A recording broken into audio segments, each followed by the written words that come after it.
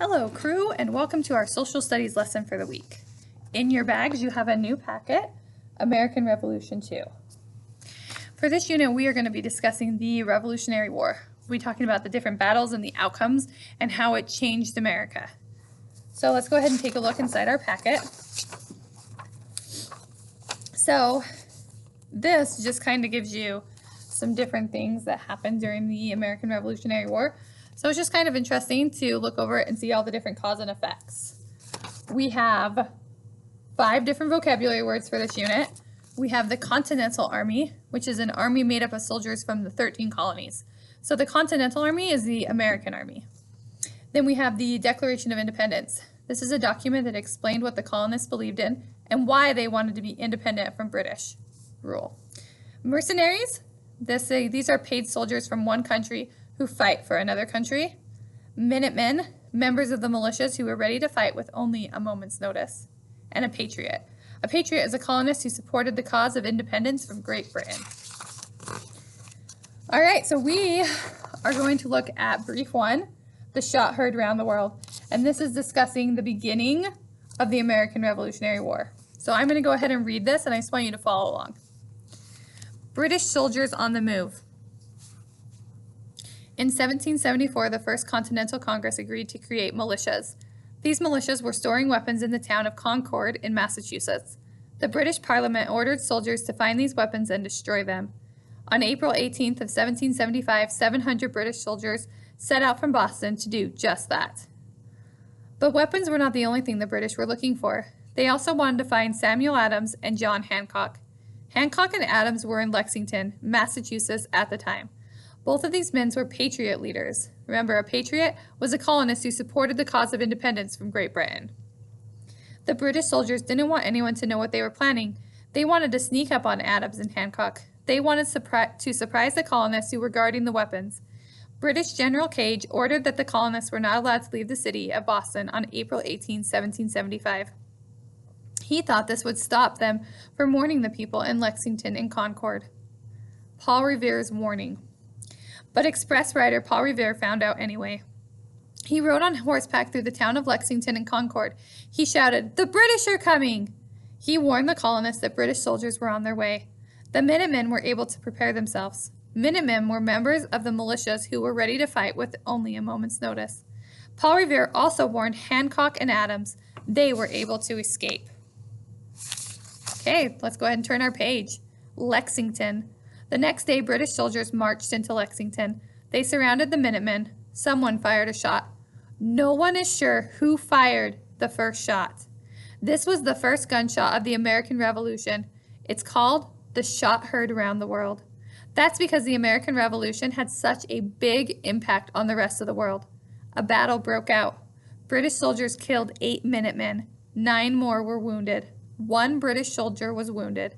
The British had won the first battle of the American Revolution. Concord. The British left Lexington and marched toward Concord.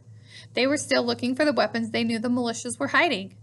But when they got to Concord, they couldn't find them. The colonists in Concord had moved the weapons. They hid them from the British. While in Concord, the British soldiers were met by 400 patriots. There were more patriots than there were British soldiers. The British were forced to retreat. They marched back to Boston. As they marched, thousands of patriots shot at them from the side of the road or from the trees. Over 200 British soldiers were killed during that march. The Battle of Bunker Hill. In June of 1775, there were thousands of British soldiers in the town of Boston. There were also many British ships in the Boston harbor. The Patriots wanted to force the British out of Boston. Breed's Hill is located just outside of Boston. The Patriots knew that if they got control of this hill, they would be able to fire down on the British in Boston, and on their ships in the harbor. On the evening of June 16, the Patriots built a fort on top of Breed's Hill. They worked all through the night. The British soldiers had no idea what the Patriots were doing. When the British woke up the next morning, they were shocked to see that the Patriots had built a fort atop of Breed's Hill. British ships fired their cannon at Breed's Hill. British soldiers charged up the hill, but the Patriots were waiting.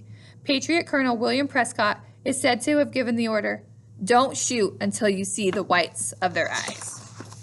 Okay, so that is brief 1. Oh, nope, there's one more page. Okay, right here.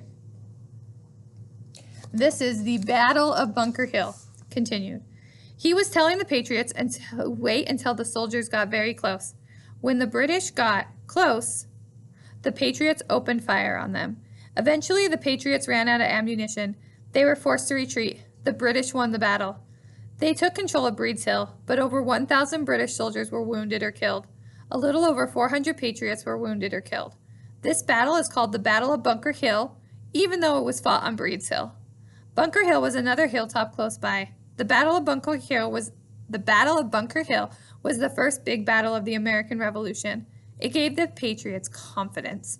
The British Army was one of the most powerful armies in the world. The British Army was made up of trained soldiers. The Patriots were just ordinary colonists. They were shopkeepers, farmers, and printers. They fought against the British Army and caused them many casualties. That is the end of brief 1. So for your assignment today, you are going to write me some paragraphs. Yay! For social studies, we usually do a lot of writing. So let me just take a look and make sure I tell you guys the right people here. I want you guys to do research on either Samuel Adams or John Hancock. If you remember from our reading, if we go back here, the British didn't want anyone to know what they were planning because they wanted to sneak up on Adams and Hancock because they were patriots. They were helping to lead this cause against Britain. So the British soldiers were looking for them. So I want you guys to do some research on John Hancock or Samuel Adams, and I want you to write me at least 2 to 3 paragraphs about them and about the role they played in the Revolutionary War. All right? Go ahead and do that on Google Docs and then share it with me. Let me know if you guys have any questions.